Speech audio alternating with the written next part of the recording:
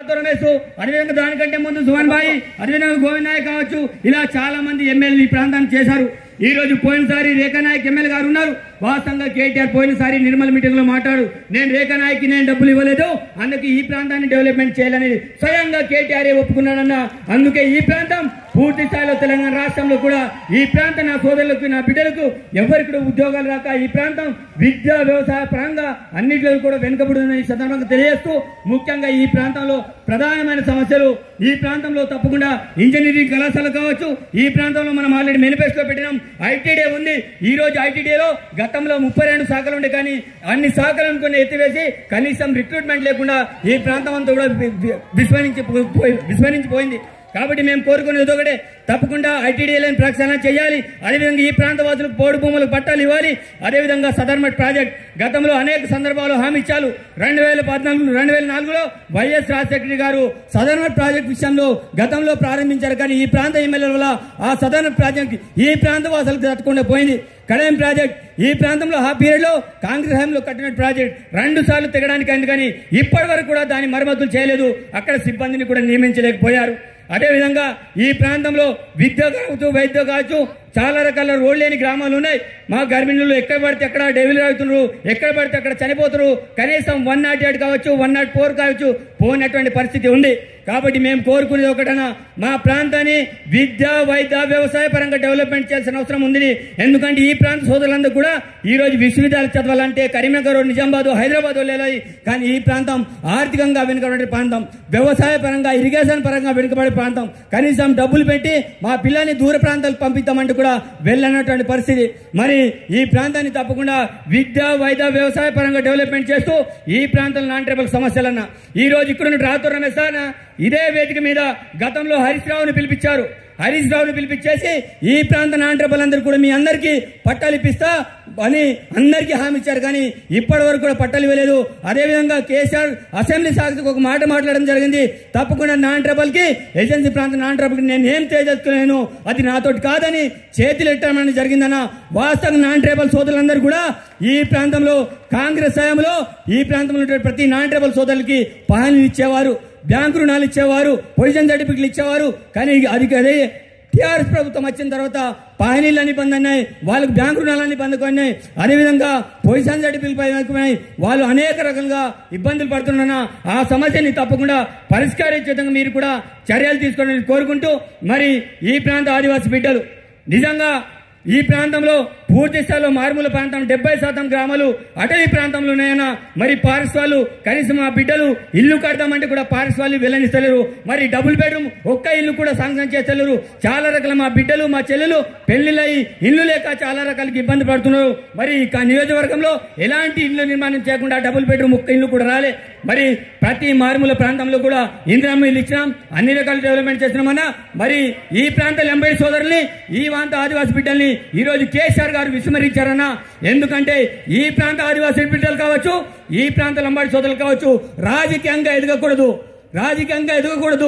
ఎవడైనా సరే వాళ్ళ యొక్క ఎవరైతే బినామీలు ఉంటారో అలాంటి వాళ్ళని ఈ ప్రాంతంలో తీసుకొచ్చి ఎమ్మెల్యేలు నిలబెట్టారన్న. నిజంగా ఈ ప్రాంత లంబాడి సోదరులందరూ కూడా బాధపడుతున్నారు, ఈ ప్రాంత ఆదివాసీ బిడ్డలందరూ కూడా బాధపడుతున్నారు.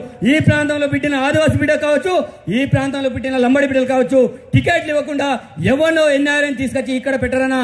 అతనికి ఏ ప్రాంతంలో ఏ సమస్య ఉందో తెలియదు, ఏ మూలలో ఎవడున్నాడో తెలియదు, ఎస్సీలు ఎక్కడ ఉంటారో తెలియదు, బీసీలు ఎక్కడ ఉంటారో తెలియదు, లంబాడి సోదరులు ఎక్కడ ఉంటారో తెలియదు, గోండి బిడ్డలు కులాంలు నాయకులు ఎక్కడ ఏ ఊర్లో ఎవడు ఉంటారో తెలియదు. అట్లాంటి మూగోను తీసుకెళ్లి మన ప్రాంతంలో పెట్టడం అనేది జరిగిందన్న. అతను నిన్న కాదు మొన్న దస్తూరాబాద్ లో మాట్లాడుతూ అతనే ఒప్పుకున్నాడన్న. ఏం ఒప్పుకున్నాడంటే నేను ప్రజలందరినీ మోసం చేస్తా కానీ నాకు నేను మోసం పోను, నేను అమెరికా వెళ్ళాలని స్వయంగా అతనే ఒప్పుకున్నాడు. కాబట్టి ప్రజలారా మీ అందరికీ దండం పెట్టి చెప్తున్నా, అతని నోటి ద్వారా స్వయంగా ఒక మాట చెప్పడం అనేది జరిగింది. ఏంటిది?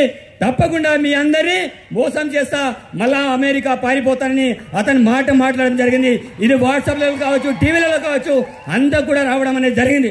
కాబట్టి సోదరులారా మీ అందరికీ విజ్ఞప్తి చేస్తున్నాను, ఈ రోజు రాతూర్ రమేష్ అతని రాజకీయ జీవితం ఈ ప్రాంతంలో అతని ఎమ్మెల్యేగా వాళ్ళ భార్య 2 సార్లు ఎమ్మెల్యేగా అదేవిధంగా అతని ఎంపీగా జిల్లా పరిషత్గా చైర్మన్ గా చేశారు. కానీ ఈ ప్రాంతంలో ఏమైనా విద్య వైద్య వ్యవసాయ పరంగా ఏమైనా చేశారంటే ఏం చేయలే.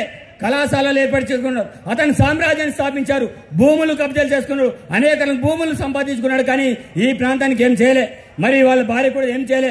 మరి ఈ ప్రాంతం పూర్తిగా ఇదైపోయింది. మళ్ళా జాన్సన్ నాయక్ తీసుకొచ్చి ఏదో కేటీఆర్ లాగా సిరిసిల్ల లాగా చేస్తుంటే మీరెవరు కూడా నమ్మద్దు. ఈ రోజు కాంగ్రెస్ పార్టీ అది బీదవాడికి టికెట్ ఇచ్చింది, ఈ రోజు ఇంద్రమ్మ ఉండేవాడింటిలో ఉంటుంది వెడమ వజ్జుకి టికెట్ ఇచ్చింది. ఈ రోజు ధనికుడికి బీదవాడికి మధ్య పోరాటం జరుగుతుంది. మీరందరూ కూడా ఆలోచించాలి. ఈ రోజు వెడమ వజ్జుకి 2 ఎకరాల భూమి మాత్రం ఉంది.